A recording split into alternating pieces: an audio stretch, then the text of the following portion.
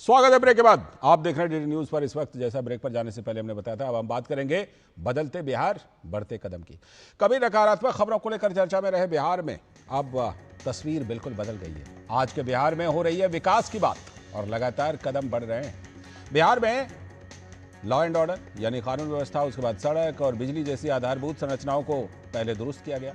अब बिहार में उद्योग को बढ़ावा दिया जा रहा है और उत्पादन के साथ ही विदेशों में भी निर्यात हो रहा है। एक नमूना देखिए, बिहार में बनी रेल इंजन से पश्चिमी अफ्रीकी देश में अब ट्रेन दौड़ेगी। दरअसल भारत पश्चिमी अफ्रीका के देश गिनी को डीजल इंजन निर्यात करने वाला है और प्रधानमंत्री नरेंद्र मोदी 20 जून को बिहार के सारण जिले के बढ़ौरा में बने पहले इंजन को रवाना करने वाले हैं। बिहार के विकास के इतिहास में यह मील का पत्थर साबित होने वाला है। राजनीति के मामले में बिहार ने पिछले करीब 2 दशकों में बड़े बड़े बदलाव देखे हैं। इसी साल के अंत में वहां पर विधानसभा चुनाव भी होना है, तो जाहिर सी बात है विकास का मुद्दा सबसे ऊपर।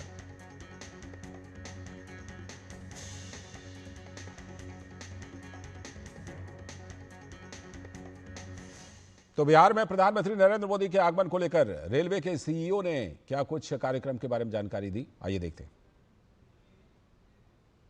हम लोग करीब 143 लोगों है इसमें लोकोमोटिव्स और करीब 3000 करोड़ रुपए से ऊपर का एक्सपोर्ट है। ये एक्सपोर्ट ऑर्डर मिला है वेबटेक कंपनी को, जिसमें रेलवे की साझेदारी भी 26% है।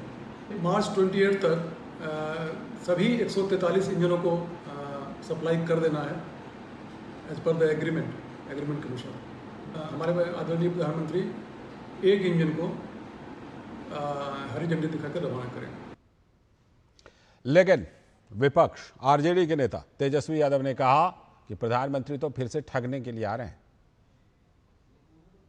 प्रधानमंत्री जी पढ़ाई दवाई कमाई सिंचाई की बात करने थोड़ी आ रहे हैं। प्रधानमंत्री जी फिर से ठगने आ रहे हैं। लेकिन भाजपा के प्रदेश अध्यक्ष दिलीप जायसवाल ने कहा कि पीएम मोदी के आने से नए भारत नए बिहार की ताकत दिखेगी। ये बहुत बड़ी बात है, अभी हम लोग इसको देख रहे हैं, नया भारत की ये ताकत है।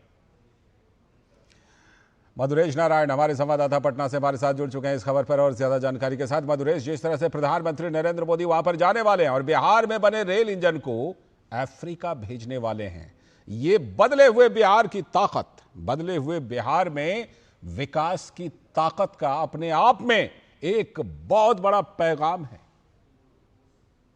हाँ बिल्कुल।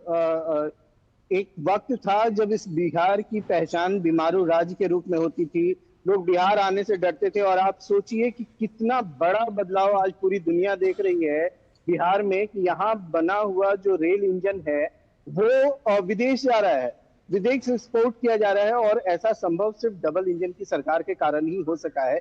सबसे बड़ी बात यह है कि 270 एकड़ में फैले हुए इस इंजन मैन्युफैक्चरिंग प्लांट में 150 के आसपास रेल इंजन तैयार किए जाएंगे, जो कि गिनी अगले 3 साल में भेजे जाएंगे और उससे बड़ा मुनाफा जो है एक रेलवे को भी मिलेगा। और उससे भी एक महत्वपूर्ण बात यह है कि इस तरह के जब इंडस्ट्री फ्रेंडली इन्वायरमेंट बनती है, जब दुनिया में मैसेज जाता है कि बिहार भी एक राज्य है इंडिया में जहां पर हम अपने कारखाने स्टैब्लिश कर सकते हैं, तो इसका कहीं ना कहीं जो फायदा है वो सीधे रूप से राज्य में रहने वाले लोगों को मिलता है और जो विकास की गति है वो निश्चित रूप से तेज होती है।